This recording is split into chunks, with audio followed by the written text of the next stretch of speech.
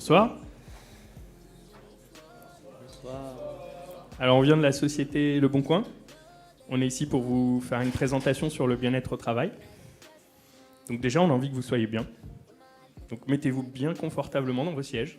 Voilà, relaxez-vous, détendez-vous. On n'a pas les masseuses, mais détendez-vous. Champagne peut-être, Robin? Champagne? Non. Non? Bon, pas de champagne. Alors je me présente, je suis Julien, je suis manager chez Le Bon Coin. Et je vais laisser mes camarades se présenter, mais juste avant, juste un petit truc. On va parler de beaucoup de choses. On va vous présenter beaucoup de choses qu'on a mis en place. On va pas pouvoir entrer dans le détail de chacune, comment on l'a implémenté, etc. Surtout derrière, n'hésitez pas à venir nous voir s'il y en a une qui vous intéresse.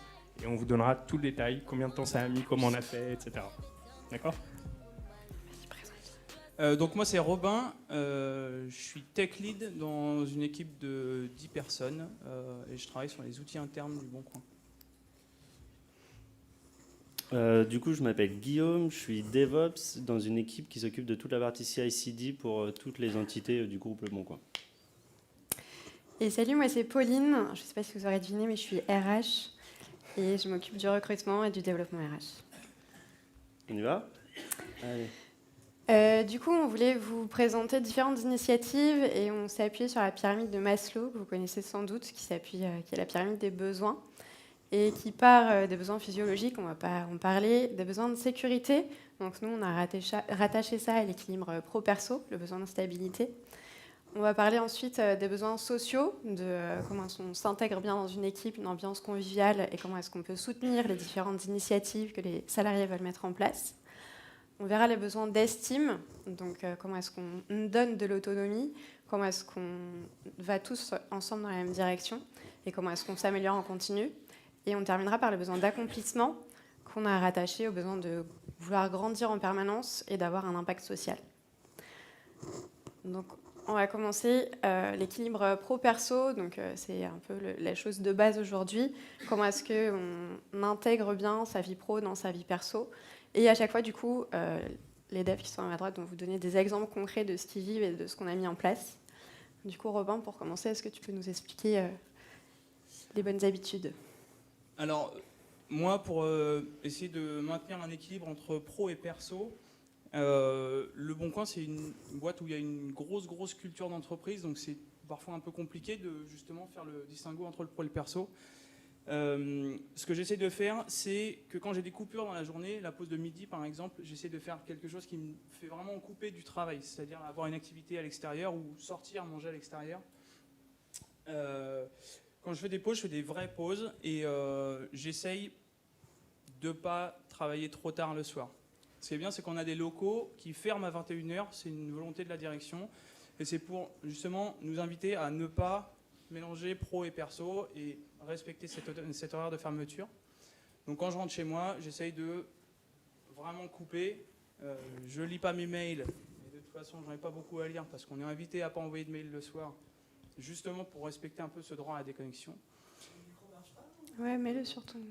Faut que je le mette là ? Ouais. Bon, vous avez rien entendu, c'est ça, je recommence tout. Voilà, donc en gros, je m'efforce de moi m'imposer des vraies coupures et quand je suis plus au boulot, je suis plus au boulot et comme ça me permet de, quand je suis au boulot, je me concentre vraiment sur le boulot. Ça c'est mon point de vue de dev.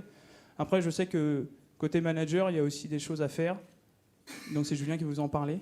Oui, alors évidemment, les développeurs peuvent vouloir mettre des choses en place. Si derrière, côté management, ça ne suit pas, ça ne fonctionnera pas.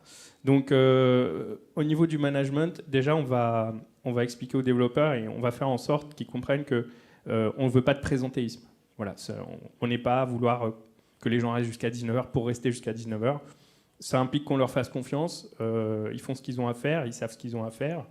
Voilà, il y a l'horaire des locaux aussi, qui est une chose importante. On va éviter aussi de culpabiliser, le sentiment de culpabilisation. Ah oui, tu pars maintenant. Donc non, voilà, les gens sont libres, ils ont fini, ils partent quand ils veulent. On va mettre du télétravail en place aussi. Et puis voilà, c'est vraiment être attentif aux développeurs. Si on voit qu'il y a des gens, par exemple, qui sont plusieurs jours d'affilée, ils sont là jusqu'à 20h30, etc., bon, on va les voir. Qu'est-ce qui se passe ? pourquoi tu rentres pas, etc. Donc on va les encourager à vraiment couper, à être reposés, parce qu'on sait qu'un développeur fatigué, il rentre dans un espèce de cercle un peu vicieux et il n'est pas efficace et de toute façon, ça ne sert à rien. Voilà. Merci. Donc, on a une bonne équipe vie pro-perso et on travaille aussi, on fait attention à ce qu'il y ait une bonne ambiance, à ce qu'on fasse attention à la proximité, à la bienveillance. Guillaume, est-ce que tu peux nous dire ce que c'est la bienveillance ? Ouais, c'est un mot très rigolo, mais c'est un vrai mot. Je le mange ou non ? Ça, très bien. Ça fait un peu peur, hein, mais Je suis très bienveillant. Voilà, bienveillance, voilà, c'est un bon exemple.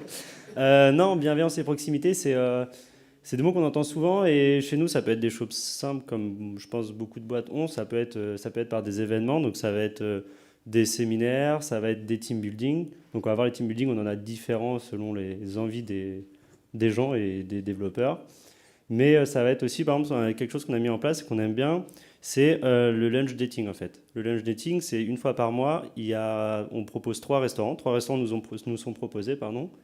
Et l'idée, c'est de se réunir, et principalement pas avec les gens avec qui on travaille ou qu'on côtoie toute la semaine ou tous les jours, mais avec d'autres personnes de la boîte qui font d'autres métiers qu'on connaît peut-être pas. Et c'est d'apprendre à les connaître, c'est d'apprendre à justement en fait, profiter aussi de cette pause pour parler d'autres choses que du boulot et de créer des liens différents que ceux du travail en fait. Et pour l'intégration, un autre exemple qu'on a, c'est que quand on recrute chez Le Bon Coin, on en parlera un peu plus tard, on fait vachement attention à la mentalité des gens en fait. On recherche des gens par rapport à des compétences, comme toute entreprise, mais on fait surtout attention qu'on ait les mêmes valeurs. Et pour ça, en fait, du coup, c'est comme ça qu'on réussit en partie l'intégration des nouveaux arrivants. Et en même temps, on a un parcours d'intégration qui fait qu'après le petit déj d'intégration qui est dans la pièce là-bas, la première semaine, en fait, est dédiée à la découverte de tous les services. Donc ça veut dire que la première semaine, les gens ne travaillent pas vraiment, mais sont plutôt là pour découvrir en fait qui fait quoi dans la boîte, à quoi servent tous ces services et pourquoi ils sont tous là en fait. Donc ça permet de créer un lien et que dès la deuxième semaine, la personne en fait elle soit dans le bain et super à l'aise. Et toi, ton intégration, c'était bien ? Ah bof. Non, c'était bien. Du coup j'ai fini mes 3 mois de période d'essai et c'était bien. Et j'ai eu la surprise de découvrir à 9h30 ma tête partout dans l'entreprise. Donc c'est sur 5 étages avec une magnifique photo. Et tout le monde qui venait me voir en mode bravo, donc j'étais très content. Un peu tout rouge toute la journée, mais très content. Mais voilà, ça c'est un bon exemple et c'est super chouette. Et ensuite, on a aussi quelque chose de simple pour réunir et intégrer que les gens se sentent bien, c'est de soutenir les initiatives qui sont proposées par les salariés. Et Robin, est-ce que tu as des exemples concrets que tu peux présenter ? Moi, je fais un petit peu de sport et il y a quelques années, quand je suis arrivé, j'ai proposé à 2-3 collègues d'aller courir avec moi sur l'heure de midi.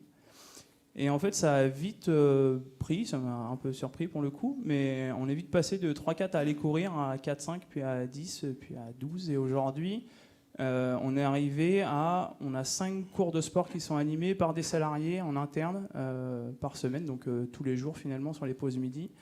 Et on a 30 à 40 personnes qui viennent régulièrement, donc 1 à 2 fois par semaine. Donc il y a un engouement qui s'est fait, et puis je pense que les gens profitent un peu de l'effet de groupe, et c'est plutôt sympa.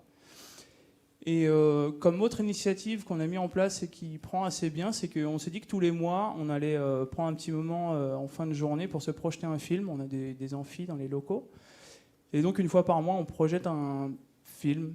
Alors, c'est principalement un gros nanar, ouais. Mais on regarde ça tous ensemble, on prend l'apéro, on grignote un morceau et c'est pareil, c'est plutôt convivial et c'est assez agréable. Donc ça, c'est des initiatives salariées. Après, on a beaucoup de choses au Bon Coin. On a des communautés de musique, on a un groupe de musique. On a des gens qui, s'ils veulent s'exprimer sur un sujet, sur une passion, ils peuvent le faire le midi au format un peu BBL. Donc ils peuvent parler de whatever, ça peut être de la couture, de la photo, du dessin, tout ce qu'ils veulent. Et les gens qui sont intéressés viennent. On a des tables de jeux de rôle, on a même une initiative qui permet aux familles de venir dans les locaux. Alors l'initiative est basée sur s'initier au code, donc les gens viennent avec leurs conjoints, leurs conjointes, leurs enfants, c'est sur le samedi. Et c'est pareil, ça prend plutôt bien et c'est assez agréable. Donc l'avantage de tout ça, c'est que c'est gratuit pour tout le monde, puisque ça part d'initiatives salariées, donc c'est animé par des salariés. On fait des rencontres informelles. C'est-à-dire que enfin, croiser quelqu'un en slip dans le vestiaire, finalement, on était en réunion avec lui le matin, ça crée des situations qui sont sympas et ça permet aux gens de se lâcher un petit peu. Surtout quand c'est le peu, DG. ouais, hein. un peu gênante aussi. Et donc voilà, et les gens profitent aussi de l'effet de groupe, ça a un effet sur la cohésion. Et donc tout ça fait que Le Bon Coin encourage fortement les initiatives salariées. On vous avait dit, on essaye d'aller vite et d'être concret, mais si ça n'allait pas assez, après il y aura des questions. Et donc n'hésitez pas à nous reposer des questions sur certains sujets dont on parle. Là, on rentre un peu plus dans la théorie. C'est dans la pyramide de Maslow, c'était le besoin d'estime, le besoin d'autonomie. Donc il y a une théorie qui existe depuis longtemps, Julien. Ouais, en fait, les gens s'imaginent que le management moderne, c'est quelque chose d'assez récent, etc. Mais déjà, depuis les années 60, il y a des personnes comme Douglas MacGregor qui ont un peu réfléchi à ça. Il a établi 2 théories. La première, X, part du principe que les salariés, vous êtes des feignants, vous n'aimez pas travailler, vous n'aimez pas les responsabilités, vous les fuyez et voilà, vous voulez rien faire. Et donc à partir de là, pour vous manager, il faut du contrôle, il faut de la surveillance, du micromanagement, il faut vous dire tout ce que vous devez faire. Ça, c'est la théorie X, qui a été très répandue, qui l'est peut-être encore un peu. La théorie Y, c'est l'inverse, c'est si on leur donne une vision, si on leur donne une motivation, en fait, les gens ont envie de réussir, ils ont envie de responsabilité, ils ont envie que leur projet aille jusqu'au bout et ils s'engagent. Donc, quand on veut mettre en place du bien-être au travail, évidemment, il faut être plutôt partisan de la théorie Y. Et concrètement, sur une équipe tech, ça apporte quoi d'être autonome sur son produit, sa tech, Robin ? Alors derrière l'autonomie, pour moi, il y a un terme qui se cache discrètement, c'est en fait donner de l'autonomie à une équipe, c'est responsabiliser une équipe. Un petit exemple simple, c'est que nous, on travaillait avant avec des demandeurs, des clients, peu importe, qui nous disaient on veut telle feature, et on veut telle feature, la step 1, ça va être de faire ça, la step 2, ça va être de faire ça, 3 et 4, ça va être de faire ça, et on leur a dit non, parce qu'en fait, ça marche pas, c'est chiant. Donc, venez, on fait autrement, dites-nous où vous voulez aller et pourquoi vous voulez y aller, et nous, on prend la responsabilité de vous livrer une solution qui va convenir. Cette responsabilisation des équipes, elle a un effet, c'est qu'elle transforme finalement l'équipe, parce que les gens passent de simples exécutants, genre produire du code, à des gens à qui on demande d'avoir une vraie réflexion sur le produit, à qui on demande de créer. Et ça donne du sens, et ça motive les équipes. Aujourd'hui, en termes d'autonomie, les quelques exemples que je peux vous donner, c'est que, par exemple, nos développeurs, ils pushent sur master, tout seuls. Il n'y a pas de validation de 1000 échelles hiérarchiques. Ils se débrouillent et on leur fait confiance. Quand il y a un nouveau projet qui sort, s'il y a besoin de choisir une stack, c'est les développeurs qui vont choisir leur stack. On ne va pas leur imposer. Voilà. Et du coup, l'autonomie, ça peut aussi faire que certains font des erreurs. Et le droit à l'erreur, c'est aussi joli dans la théorie. Dans la pratique, Guillaume, tu peux nous en parler ? Dans la pratique, on vire les gens, mais du coup, on n'est plus beaucoup chez Le Bon Coin. Mais non, dans la pratique, évidemment, je pense qu'on est tous humains, ça c'est sûr. Mais du coup, on se trompe tous et c'est pas grave. Ça fait partie de la vie d'apprendre. Et apprendre par l'erreur, c'est bien aussi. Mais il faut en savoir tirer quelque chose. Et du coup, ce qu'on fait, c'est que ok, faire une erreur, il n'y a pas de problème, mais comment en fait on peut justement apprendre de ça? Donc il y a plusieurs méthodes. Encore une fois, il n'y a rien de nouveau et c'est des trucs qu'on a entendus 1000 fois, mais ça peut être des post-mortem, des résumés d'incidents. On fait quand il se déclenche un incident sur Le Bon Coin, il y a toute une procédure qui est là, aussi bien pendant l'incident que suite à l'incident, pour justement apprendre, améliorer les choses et tout et tout. Et du coup, c'est ça qui est important en fait, c'est que si on enlève l'autonomie à la première erreur, en fait, on perd toute responsabilité en fait. Les gens vont dire non, je vais juste exécuter comme ça, je suis sûr et il se passera rien pour moi en fait. Et donc non, l'important c'est d'apprendre de ça et de continuer à être autonome et créatif. Mais pas que sur les erreurs techniques d'ailleurs. Non, pas que sur les erreurs techniques. Et un autre exemple qui est du coup plus haut et moins technique. Il y a 1 an et demi, on fonctionnait pas très rapidement Le Bon Coin. Je pense que vous le savez tous, ça se voit. Hein. Et du coup, la direction nous a dit, faites comme vous voulez, mais réorganisez-vous pour que ça fonctionne, en fait, pour que vous puissiez délivrer plus facilement de la valeur ajoutée et des fonctionnalités pour les utilisateurs.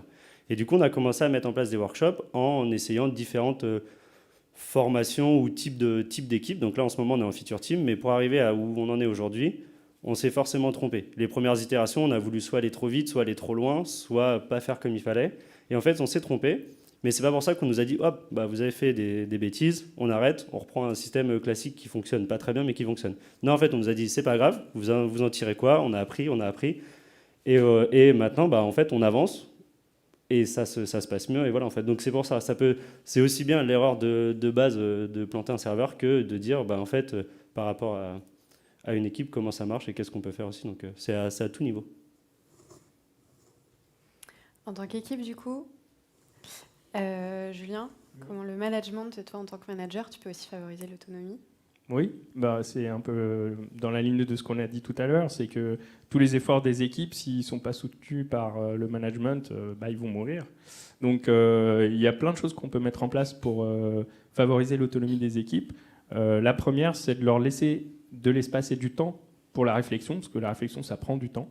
Donc accepter qu'ils y passent du temps. Faciliter la création de groupes de réflexion. Nous, par exemple, on a créé un backlog où n'importe qui peut remarquer un problème, le poster dessus, se constituer un petit groupe de réflexion avec ses collègues ou qui il veut, proposer des solutions et ensuite les soumettre à la direction pour qu'elles soient mises en place. Et surtout derrière, on leur donne les moyens de mesurer, d'itérer dessus, etc. Bon, c'est aussi accepter qu'ils puissent se tromper, donc éviter les sanctions, plutôt favoriser les débriefs, et puis voilà, la mise en place de choses pour éviter que les erreurs se reproduisent. Voilà, c'est ce genre de choses. Donc ça, c'était sur la partie qu'on me fasse confiance. C'est aussi important de faire confiance, et pour ça, c'est important d'avoir une vision pour savoir où on va et tout le monde ensemble. D'abord, il y a la vision de l'entreprise, qui est connaître la destination. Il y a la vision produit, qui est comment est-ce qu'on va vers cette vision d'entreprise. Et il y a les valeurs, pour travailler tous ensemble de la même façon. Julien, on peut commencer par la vision d'entreprise. À quoi ça sert ?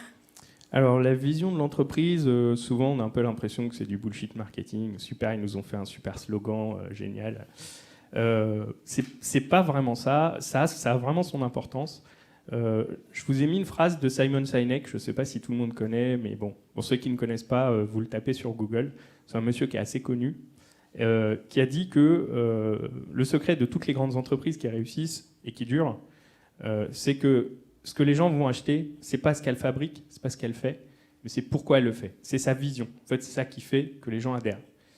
Un autre exemple, si on prend l'Empire romain, par exemple, il a été bâti sur un idéal, qui est celui de la ville de Rome, qui est un idéal assez grandiloquent. Donc, il voulait civiliser le monde, voulait propager les valeurs de Rome. Et vraiment, les Romains y croyaient. Et les sénateurs romains aussi. Et ça a duré très longtemps, l'Empire a bien fonctionné. Chaque province annexée était alignée, etc. Et puis, à un moment, les sénateurs ont arrêté de croire à ce rêve. Et là, ça a été le début du déclin. Donc, ce qui montre bien que quand vous venez au travail, le matin, vous faites des choses, c'est toujours beaucoup plus motivant de se dire « Ok, là, ce que je suis en train de faire, ça s'inscrit dans cette stratégie et en fait, ça va amener l'entreprise vers ça. Notre objectif, notre enjeu, c'est ça. Si vous n'avez pas ça, il manque un sens à ce que vous faites et du coup, c'est moins motivant. Donc, la vision d'entreprise, c'est important. Ça permet aussi d'aligner toutes les équipes autonomes de façon un peu naturelle dans la même direction. Et du coup, après la vision de l'entreprise, il y a la vision produit. C'est moi. Robin, c'est toi. C'est moi. La vision produit, pour moi, il y a deux aspects. Le premier aspect qui est très important, c'est la vision de où on va. C'est-à-dire, qu'est-ce qu'on veut mettre en place comme fonctionnalité. Cette vision, elle est importante parce qu'elle permet d'établir une stratégie en termes de... Alors moi, je suis tech, donc je veux dire, ça va permettre d'établir une stratégie tech, mais ça marche aussi pour l'UX, ça marche pour le juridique, ça marche pour tout ce qu'on veut. Et cette stratégie, elle va permettre de, à l'initiation du projet, maintenir une cohérence globale jusqu'à la fin du projet. La vision de où on va, elle permet aussi d'établir un mindset un peu global dans l'équipe qui permet aux gens de tous réfléchir plus ou moins de la même manière, ou en tout cas tourner dans le même sens. Et ça permet de gagner en efficacité sur les projets. Et si on rajoute à tout ça une vision qui pourrait nous être partagée de ce qu'on attend comme retour client, en vérité pourquoi on fait ça. On rajoute à tous les développeurs, à tous les gens qui travaillent, on rajoute du sens, et donc on rajoute de l'engagement, on rajoute de la motivation, parce que les gens savent pourquoi ils travaillent. Un exemple que je peux donner pour Le Bon Coin, c'est que il y a quelque temps, Le Bon Coin a décidé qu'on allait accompagner les Français jusque pendant leurs vacances. Donc on allait les accompagner sur la location de vacances. Le projet, il ne nous est pas arrivé dans les pattes en mode gars, location de vacances, maintenant. Ils nous ont partagé cette vision bien en amont, au moment de leur réflexion. Ça a permis à tout le monde de commencer à se préparer, de savoir qu'on allait bosser sur la location. Et quand le projet est arrivé, tout le monde était déjà prêt. Aujourd'hui, chez Le Bon Coin, on a une vision de ce qu'on va faire dans l'année. On sait ce qu'on va faire à 2019, mais on a aussi une vision de ce qu'on va faire dans 2 ans et même jusque dans 4 ans. Donc finalement, on sait déjà sur quoi on va travailler et on est déjà inconsciemment en train de se préparer à ce qui va arriver. Je pense que c'est... Voilà. C'est tout à fait ça. C'est bon, on l'a. Excusez-moi. Ça s'inscrit dans la vision d'entreprise qui se décline en vision produit.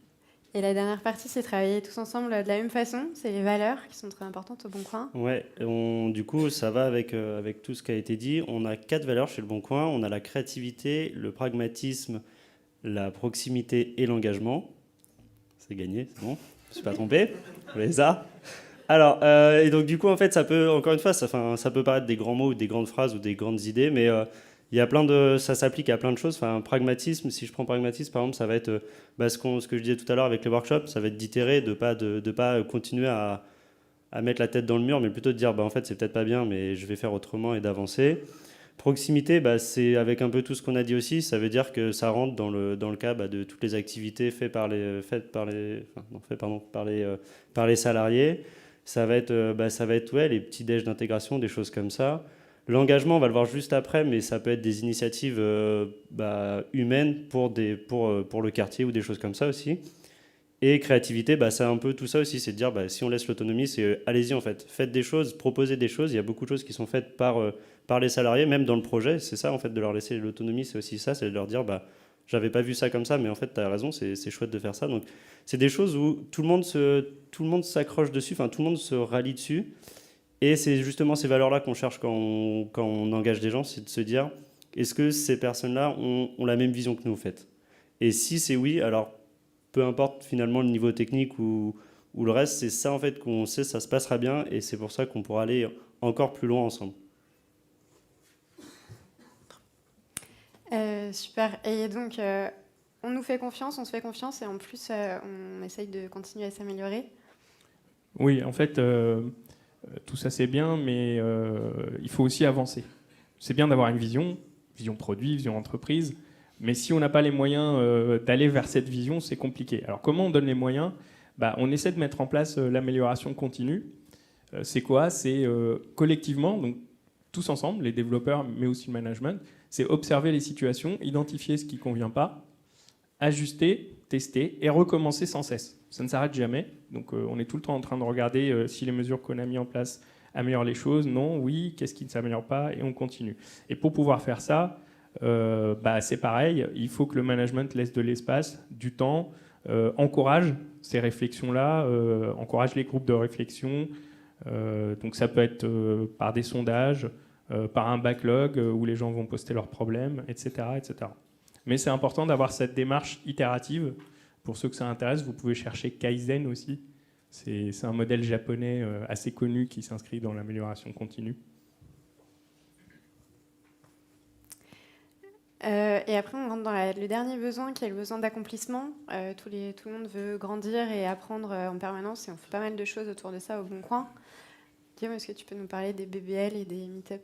Ouais. Alors, on a pris 2 initiatives qui sont, là pour le coup tech, mais quoique la deuxième moins, mais ce que les devs ont proposé, même d'eux-mêmes, c'était de dire, le midi, on aimerait bien faire des BBL. Donc, les BBL, pour ceux qui ne connaissent pas, le principe, c'est de venir avec son sandwich. On se retrouve dans une agora et la plupart du temps, c'est quelqu'un d'extérieur qui vient proposer un sujet, enfin faire une présentation, que ce soit sur un feedback ou sur un nouvel outil, ou ça peut être à peu près tout. Et en fait, à quoi ça sert, en plus d'apprendre quelque chose, c'est de peut-être lancer en fait une discussion sur, ouais, on pourrait le faire chez nous, on pourrait s'en servir, ou ah, c'est pas mal, ils ont eu ce problème-là, ils l'ont résolu comme ça. Enfin, ça permet en fait d'apprendre quelque chose autrement que devant son ordinateur sur Internet, en fait, comme on fait la plupart du temps. Et donc, ça permet de faire grandir les gens, de découvrir, d'ouvrir peut-être des mentalités ou des choses comme ça. Donc, c'est assez sympa et c'est assez court. Et on mange ce qu'on veut, donc ça, c'est cool. Le nom n'est pas terrible, par contre, mais c'est pas nous. Et le deuxième, les meet-up. Les meet-up, c'est plus connu. Les meet-up, donc, c'est des groupes d'utilisateurs qui se retrouvent autour d'un sujet technique ou organisationnel. Donc, ça peut être de l'agilité ou un logiciel, par exemple. Et là aussi, c'est intéressant parce que les gens arrivent avec ont un sujet commun, mais arrivent avec leur expérience et leur culture d'entreprise, en fait, ou même leur culture personnelle. Et c'est assez chouette, en fait, d'avoir plein d'avis, plein d'inputs différents sur un même sujet et de s'en faire limite, en fait, son propre avis. Et c'est pour ça que chez Le Bon Coin, on en fait quelques-uns, on participe à quelques-uns. On devrait en faire plus. Mais on héberge, merci, on en héberge beaucoup à la demande de nos développeurs ou des communautés. Donc, si vous avez un meet-up et vous cherchez une grande salle, on sera très, très content de l'héberger. Et en fait, c'est ça, c'est de se dire, pour un développeur, pour chez nous, qu'est-ce que ça nous apporte ? C'est simple, il a fini sa journée, ça peut être l'occasion, c'est un sujet qui l'intéresse, il n'avait pas pris le temps de regarder, de chercher, et en fait, il descend, il en profite, il apprend quelque chose ou pas, ou il dit, non, finalement, c'était vraiment pas ça. C'est pas grave, mais en fait, du coup, il a appris quelque chose et il a grandi. Donc, c'est vraiment ce sentiment en permanence qu'on cherche, c'est de se dire comment on peut proposer ça à toutes nos équipes, finalement. Et voilà. Merci pour la transition. Et voilà. Donc, une autre façon d'apprendre qu'on a mis en place, c'est le T-shaping. Qu'est-ce que ça veut dire ? C'est quoi le T ? Le T-shape. Le T-shape, c'est une représentation des compétences de quelqu'un et de sa capacité à aller collaborer sur des sujets qui sont en dehors de son domaine d'expertise. Donc, par exemple, ça va être un dev back-end Go, par exemple, qui peut aller filer un coup de main sur une problématique front-end en React, par exemple. En gros, faire du T-shape, c'est s'orienter petit à petit vers un pool de compétences full stack. Le T-shape, c'est intéressant parce que ça permet, donc nous on est organisé en feature team, et donc ça permet à tous les techniciens de l'équipe d'être plus concernés par ce qui se passe dans l'équipe, de mieux comprendre les problématiques de l'équipe. Un dev back qui ne fait pas de T-shape, par exemple, une problématique front, ça va lui passer plus ou moins au-dessus. Là, dans la mesure où il est potentiellement amené à intervenir sur une problématique front, tout va l'intéresser. Ça fait qu'on comprend mieux dans l'équipe la portée des demandes, on comprend mieux la complexité des demandes. Et donc, c'est intéressant parce qu'on travaille un peu plus ou moins, on passe de feature team où on avait des experts dans tous les domaines à finalement une équipe où tous les gens sont capables de bosser sur tous les sujets. Et le truc qui est très important avec le T-shape, c'est que logiquement, ça permet de décongestionner les flots de travail. Quand on a une problématique qui affecte une partie ou un aspect de la stack, si tout le monde est capable de bosser dessus, on a moins de bouchons que s'il y avait qu'un mec qui était capable de bosser dessus. Et la guilde ? Et donc les guildes, alors les guildes, c'est marrant parce qu'en vrai, une guilde, c'est une équipe. Quand on a fait la transition d'équipe classique, comme on était organisé avant, ce que disait Guillaume, on était organisé en équipe, une équipe front, une équipe back, des équipes mobiles. Quand on est passé en feature team, ça impliquait qu'on n'allait plus avoir plusieurs experts d'un même domaine dans une même équipe. Sauf que les devs, les techs en général, ils ont besoin, c'est presque vital pour eux, d'échanger avec leurs pairs, de se taunter un peu les uns les autres, de se faire découvrir des choses les uns les autres. Donc en fait, les guildes, c'est des rendez-vous qu'on a une fois par semaine ou une fois toutes les 2 semaines, où les techs d'un même domaine, donc les bacs par exemple, vont se réunir pour échanger sur leur stack, pour faire un peu de pair programming, pour se faire découvrir des choses les uns les autres. Voilà, en fait, ils vont juste échanger sur leur domaine. L'avantage des guildes, c'est que, évidemment, en feature team, on a donc des micro-silos. Le fait de faire des guildes, ça permet de maintenir une cohérence transverse, technique, sur toutes les équipes. Et voilà. Et donc, le T-shaping, tout le monde aura toutes les compétences. On cherche néanmoins à recruter des personnes qui soient déjà expertes dans certaines technos, et parfois on a un peu du mal. Et on a mis en place pour ça la LBC Academy. Qu'est-ce que c'est ?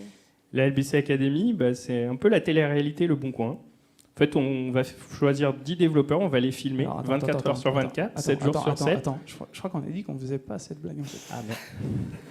Excusez-moi. C'est de l'humour de manager.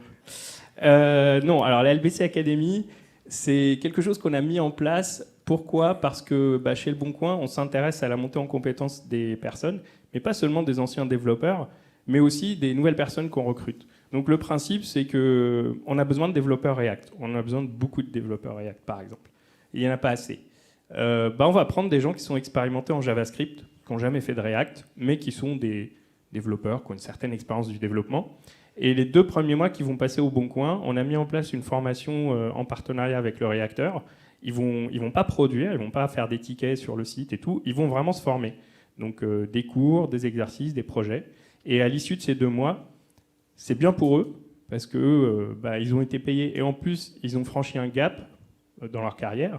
Et c'est bien pour nous, parce que du coup, on se retrouve avec la bonne quantité de développeurs React expérimentés dont on a besoin. Voilà.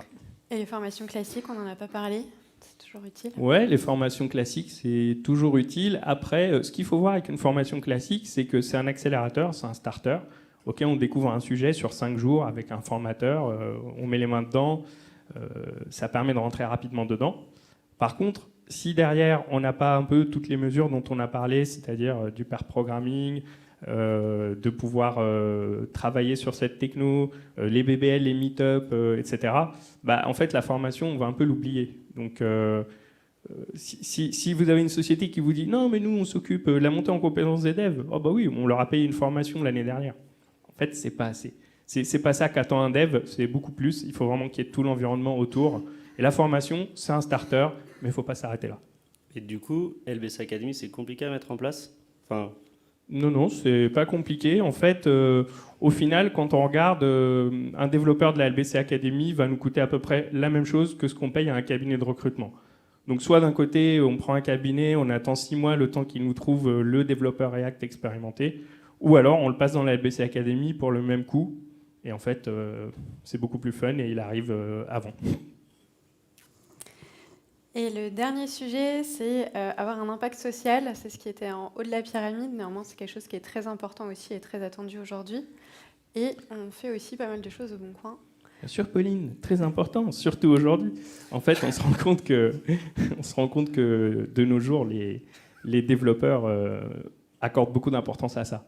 C'est pour ça que j'insiste sur le aujourd'hui. C'était peut-être pas le cas il y a 30 ans, mais aujourd'hui, quand on recrute des développeurs, le fait de savoir qu'il va y avoir des actions sociales, écologiques dans leur entreprise, qu'elle a un impact social ou écologique, c'est important.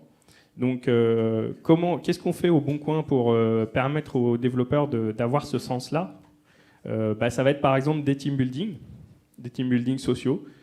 Par exemple, on a donné une journée aux salariés, ils sont allés aider un foyer à repeindre ses murs. Une autre journée, ils ont accompagné des enfants de milieux défavorisés, une journée à la plage. Ils ont travaillé dans une coopérative agricole une journée, enfin ce genre de choses. Donc ça leur permet de s'impliquer.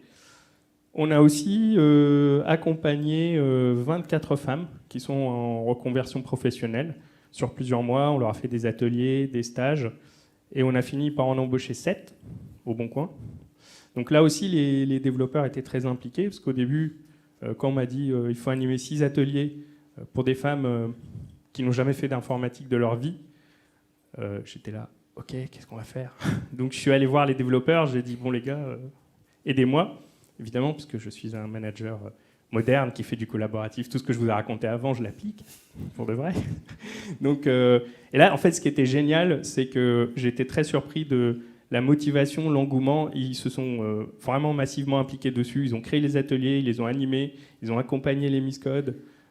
Voilà. Et en fait, ça montre bien que ce qui les intéresse aujourd'hui, les développeurs, c'est pas juste d'écrire du code, mais c'est aussi de participer à ce genre de choses et de donner du sens.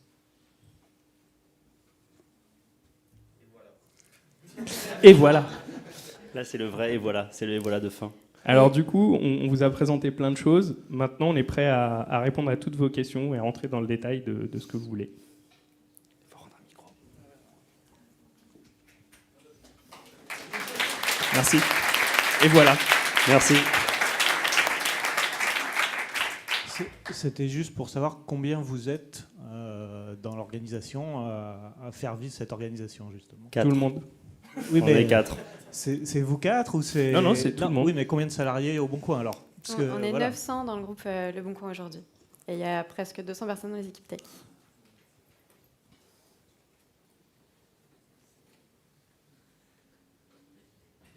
D'autres questions ou pas? Ah, tout au fond. Monsieur là-bas.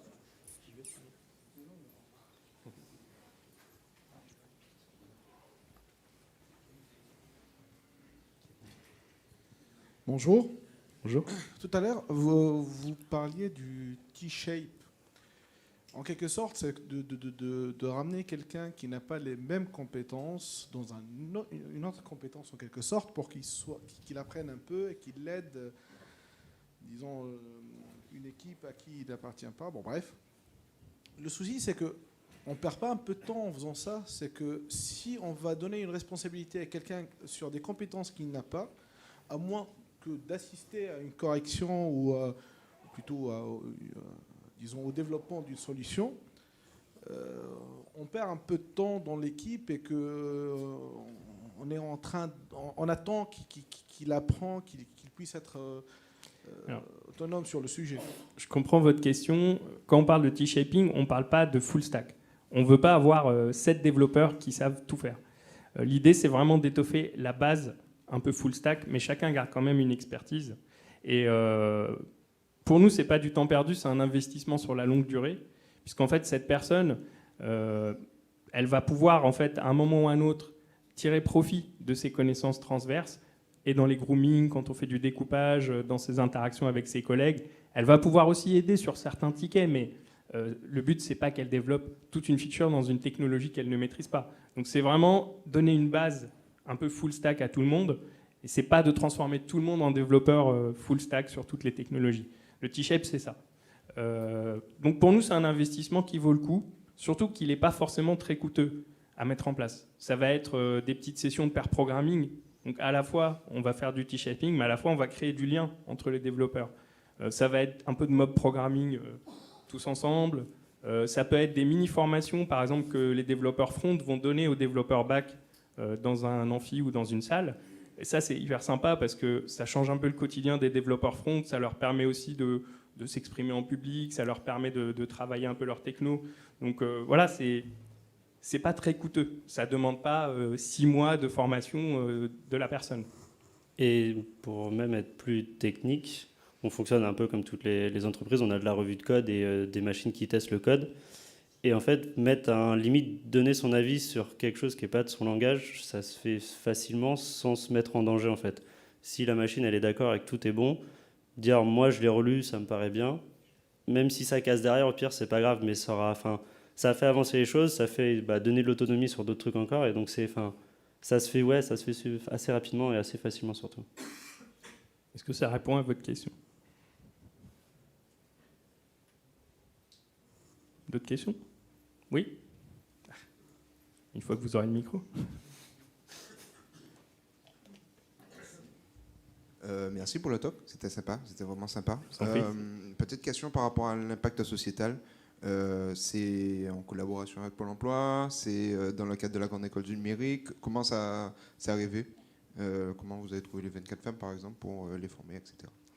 Le programme avec les femmes, c'était en partenariat avec Simplon, une école de code. Donc c'était des nanas qui suivent ce programme qui est gratuit pour elles et qui est en reconversion assez éloignée de l'emploi, et Le Bon Coin a subventionné ce programme pour elles. Sinon, on fait plein d'initiatives très très différentes, donc ça dépend à chaque fois des partenaires. Il y a des partenaires locaux dans le quartier qui on parlait tout à l'heure, qui aident les SDF dans le quartier. Il y a des partenariats avec des centres défavorisés. Qu'est-ce qu'on a d'autre comme exemple? On a une équipe surtout qui gère ça en fait. On a 2 personnes qui s'occupent de la RSE, donc globalement en fait, qui sont là pour ça peut être dans le quartier, ça peut être comme le Carillon par exemple, qui est une Une asso, ouais, qui permet à des gens sans domicile fixe d'avoir à manger, à boire, une douche dans le quartier. Donc en fait, c'est ça, c'est soit nous on propose, soit on vient nous proposer. Et là-dessus, on essaye d'être assez ouvert et justement de dire, on veut faire ça, on peut le faire, on a la chance de le faire. Donc venez nous proposer des projets, nous on en fait. Et voilà. Mais il y a deux personnes à... Pardon. Il y a l'équipe Il y a deux RSE personnes. qui bosse sur la strate RSE du Bon Coin. Et le Bon Coin, par son activité, a un impact en France pour créer du lien social, pour donner une deuxième vie aux objets, pour éviter qu'il y ait des objets qui soient recréés. Donc la boîte Le Bon Coin, dans son essence, elle fait attention à son environnement. Donc c'était logique aussi pour les salariés qui nous rejoignent, qui sont sensibles à ça, de leur donner d'autres opportunités de s'engager. Il y a un partenariat avec les joyeux recycleurs qui viennent tout rechercher. Il y a un partenariat avec une association dont j'ai oublié le nom qui vient prendre les restes quand on fait des gros événements pour qu'il n'y ait rien qui soit jeté. Et on a mis en place un truc qui s'appelle le RTT solidaire. Donc tu poses un RTT, tu t'engages dans une association pendant une journée et après tu peux poser un deuxième jour et il t'est offert par la boîte. Donc tu as 2 jours comme ça par an en engagement et il y en a un seul qui est pris sur tes congés. Ça répond à la question.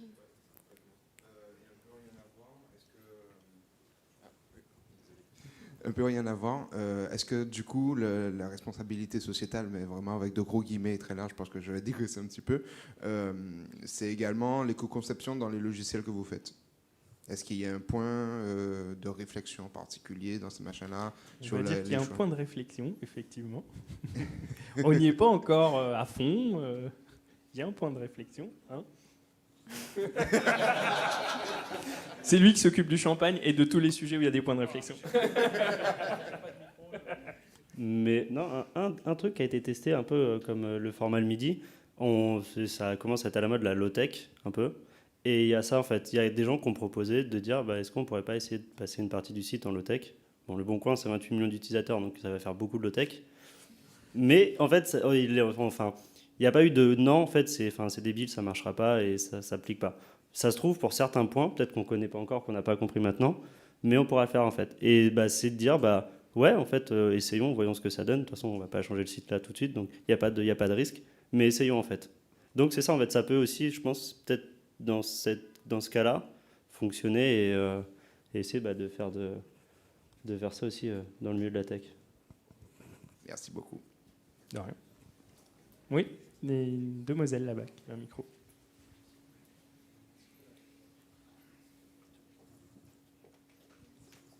Bonjour, j'ai beaucoup apprécié ce que vous avez présenté comme initiative pour rendre les développeurs heureux et j'ai quand même une question.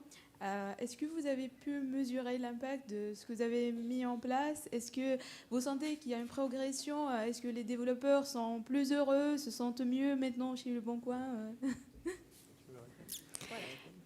Oui, bien sûr, on essaye de mesurer très très régulièrement, mais la plus grosse enquête qu'on fait, ça s'appelle Great Place to Work, c'est un truc qui est national, et donc on l'a fait depuis 8 ans, et donc chaque année on se compare par rapport à nous-mêmes sur les mêmes questions, comment on a amélioré, et on se compare par rapport à d'autres boîtes en France qui sont aussi labellisées, et cette année on est 4e en France dans notre catégorie, et on a 87% des salariés qui disent c'est une entreprise dans laquelle il fait vraiment bon travailler. Les techs, leurs résultats de l'année dernière par rapport à cette année, on a encore progressé sur plein de trucs. Donc il y a encore plein de sujets sur lesquels il faut qu'on s'améliore. Mais oui, on mesure et a priori, les collaborateurs sont plutôt engagés. Il y a un autre, peut-être du côté management, il y a une autre chose qui nous montre que les gens sont heureux au Bon Coin, c'est qu'il y a beaucoup de cooptation. Enfin, les gens... Voilà, dès qu'on recrute un développeur, généralement, dans l'année, il va nous en ramener 2 ou 3 autres. Ah ouais, viens, c'est génial. Et puis les gens, ils viennent, ils ont déjà des étoiles dans les yeux avant même que je commence l'entretien. Donc, je pense que ça, c'est un bon signal aussi du fait que les gens sont heureux, quoi. On a 25% de cooptation. Oui, 25% de cooptation. 25% de cooptation. 25. Et bonjour, merci pour cette présentation où vous avez vraiment une vision globale, un petit peu comme tu l'as présenté, de tous les besoins. Donc ça couvre énormément de choses. Et un peu pour rebondir sur la question qui avait été posée tout à l'heure sur comment vous mesurez ce bien-être au travail, quel est votre taux de turnover au niveau des équipes tech? Le taux ou la durée? C'est la durée moyenne ou... Les deux, mon capitaine. Moi, j'ai En une vrai, idée. je ne vais même pas faire de langue de bois, mais je ne sais pas la dernière stat. La durée moyenne, c'est 3 ans, Ouais. mais en même temps, on recrute tellement que il y a des gens. Là, on est 900. Il y a 3 ans, on était 450. Enfin, donc, on a doublé. Donc oui, la durée moyenne, c'est que 3 ans. L'ancienneté et le turnover. Le taux, il est Je vais regarder. ouais, je je te connais le pas dirai trop. plus tard. Mais c'est ça, c'est 3 ans en moyenne la durée, sachant que on recrute à peu près 150 ou 200 personnes par an, quoi. Désolée. Pas avoir le chiffre. On n'a pas plus d'infos hein, là-dessus. Moi, j'ai les chiffres qui vont bien. Je ne sais pas s'il y a d'autres questions. On n'a plus le temps. Ah, ouais, on peut faire en off. Si. Dehors, si vous voulez, pas de problème, venez nous voir. Merci.